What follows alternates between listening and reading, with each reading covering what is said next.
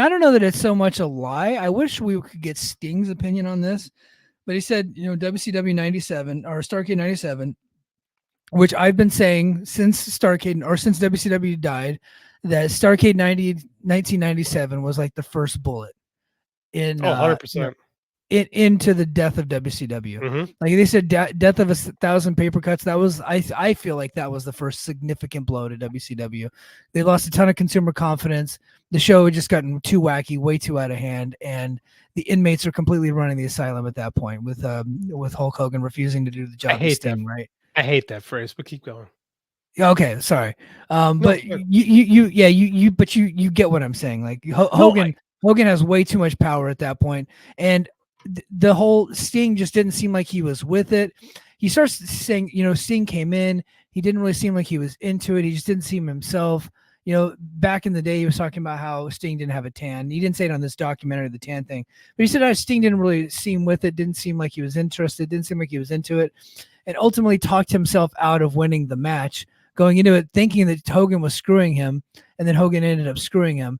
I found the beginning of that argument or beginning of what he was saying to be truthful or to be a lie, and then he ended up telling the truth by the end of it, saying that Sting came in there to thinking that Hogan was going to screw them, and with his body language, Hogan ended up screwing him with that whole thing. I think by the end of it, he told the truth.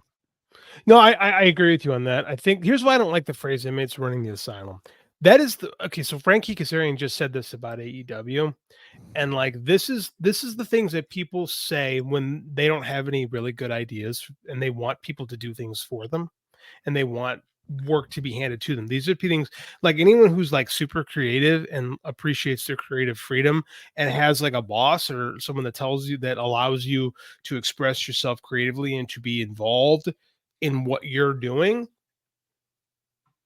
Like no one who appreciates those things will say, well, the inmates running the asylum. That's uncreative people who want everything handed to them and don't want to be told what to do. That's what they say. Now, that being said, Hulk Hogan has way too much power and authority in this company at this point. Eric Bischoff doesn't ever say no to anybody. People say the inmates run the asylum. That just means that no one's listening to what you have to say because you don't have any stroke. Right. That's the problem.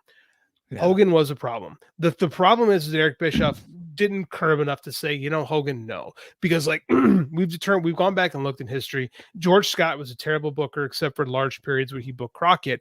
And it turns out that he just let Flair and Mulligan do what they wanted, and they drew a lot of money. Is that the inmates running the asylum, or is that listening to your guys who know what they're doing and allowing themselves to create and express themselves? Right. It's inmates running the asylum when it doesn't work. When it does work, we're letting people create. Well, it's inmates running the asylum when nobody respects the boss, and that's clearly what was happening with Eric Bischoff. So that was the context that I was using. Nobody respected Eric Bischoff. No, I just hate that. I just hate that phrasing. I wanted to get on my soapbox. That's all I meant. I mean, the same could be true for a football team, right? Like the players don't have any respect for the coach. They're going to go to practice when they want. Quarterback's going to call whatever plays. Like quarterback is going to call whatever plays. Like last year, Jameis Winston got a play from his coach of the New Orleans Saints.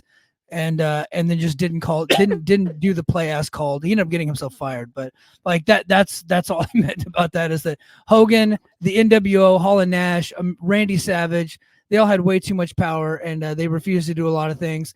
A big part of what killed WCW was them having too much power, them not going on the road and working house shows, them not appearing where they're supposed to be appearing, false advertising, and a complete loss of consumer confidence is what killed WCW.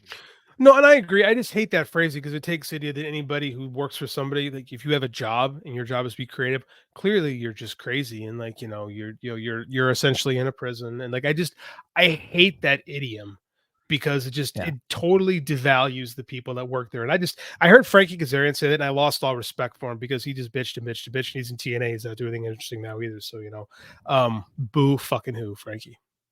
Sorry. And I don't think Frankie knows who his boss is right now. Because the boss they did have got fired, and then they brought in two new guys, and I doubt they have a relationship. But you're right. Is it you're possible spot on right. Good. Is it possible that that there's a lot of talent in that locker room that don't respect Tony Khan? Oh yeah, 100%. Yeah. I think it's like that anywhere you go. There's a lot of people in Oh, yeah. every job who don't respect the dude in charge, Yep. right? It's all a matter of, it's all a matter of how that guy handles it, right? And I think that Tony Yeah. Khan needs to say more, know a lot more. That and I think getting rid of Punk was a good step in that direction because like they did have a CM Hogan like figure in AEW, and it kind of was Punk. Right, Yeah. he was kind of telling people how things were going to go, and he was in the show. So I mean, like, sure. That And being then, and said, then it, Hogan completely tanked Sting. He completely yeah. tanked a year and a half long storyline because it benefited him. And then you got to look at it from Bischoff's perspective, not to play devil's advocate with Bischoff, not to have his back a little bit. The whole reason why they're as successful as they are is because he was able to bring Hogan over. Not. I mean, like Hogan was a boon to that. Like he totally revitalized that company and started. And then the NWO, of course, that angle made them into the #1 company in the world. But without Hogan, that doesn't work. That's bullshit. Here's why that's bullshit. That's true for the Bash at the Beach in 1996 or 94, excuse me. When Hogan comes in the Bash at the Beach 94, you get huge, one of the biggest pay-per-views of all time. By the end of the year, the pay-per-views are exactly where they were before, and TV ratings are lower. So what success did they really get with Hulk Hogan? They got a little bit more mainstream. They had that peak publicity, initially, but the NWO doesn't work as well without Hogan, I don't think. No, I agree with that. No, that I agree with. The NWO That's works what I was better with meaning. Hulk Hogan. Yeah, yeah. But I mean, he gets this whole thing. Well, they're nothing without Hogan, and it's like, okay, that initial Hulk Hogan stuff peters out remarkably fast. Remarkably fast. Like they really did. The Hogan stuff really ostracizes the WCW fan base, and it very much reminds me kind of what we've seen in AEW over the last couple of years, where you bring in this influx of people from the other place who are famous in the other place, and it just doesn't work the same. You give the wrong people power, and then all of a sudden you're worse off than where you were before. So that's what happened in 94, 95. 1995 WCW is unwatchable until you get to Nitro. Right. So, some of the worst stuff that you'll ever watch in your life happened in 1995 WCW. Oh, and WWF might be worse, to be honest. Pro wrestling in 1985 is just not good in the main two companies. It's just not good at all. So like you got to understand. So Hogan is a big part of this. The problem with Hulk Hogan is he convinced everybody he was the reason. The draw is Sting. That's the biggest pay-per-view that WCW ever did. And the reason why it's because the people wanted to see Sting. They wanted to see Sting beat Hogan. And they had the perfect heel in Hogan, who was one of the great heels ever, I think. He was. And then they had the perfect babyface in Sting, and Hogan fucked it up. Yep. But it's fine because Hulk Hogan is a remarkably selfish human being. And he wound up being just perfectly fine. See, Hogan doesn't give a fuck that he killed WCW. Also, they go, well, it wasn't Vince's company, brother, and it didn't have the leadership, blah, blah, blah. And like, that is a guy that was never once looked in the mirror and said, boy, you know what? I'm a fucking problem. Like that guy is one of the most immature, irresponsible, narcissistic parasites that's ever befallen professional wrestling. Yeah,